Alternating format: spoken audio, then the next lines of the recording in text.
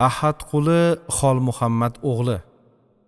Haqiqiy omad kaliti yoxud savdogarlar ustozi 2. So'z boshi. Buyuk muhaddis, mudarris, ustoz, go'zal notiq, shaharlarda tojir, janglarda tengsiz qahramon bo'lgan Abdulloh ibn Muborak hazratlari haqidagi Haqiqiy omad kaliti yoxud savdogarlar ustozi 2 asari ezgu g'oyalarni mohiyatiga mujassam etgani bilan e'tiborga molikdir.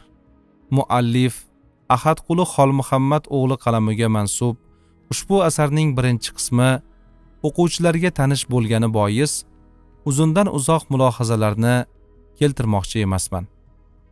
Zotan ikkinchi qismi qo'lingizda turibdi.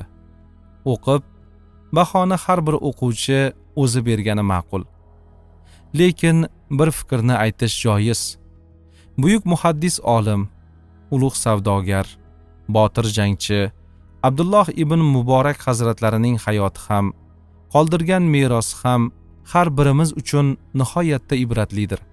Bu insonning o'z zamonasida katta shuhrat keltirgan saxiyligi, ilmparvarligi, zakiy sarmoyadorligi, janglardagi jasurligi to'g'risida bitilgan ushbu asarni muxtasargina qilib, himmat haqida go'zal qissa deb atash mumkin.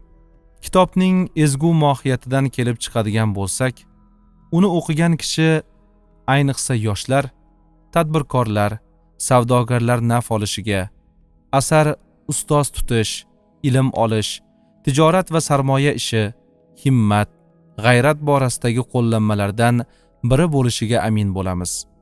Hazratimizning ta'biri bilan aytganda, oqil kishi o'z zamonasini yaxshi anglagan bo'lishidan ushbu asarni o'qish natijasida kitobxonning qalbida ham sog'lom aql bilan ish ko'rish tuyg'usi nish urib, asar o'quvchilarga manzur bo'ladi degan umiddamiz. Obir Ahmad Abdulg'aniy, islomshunos.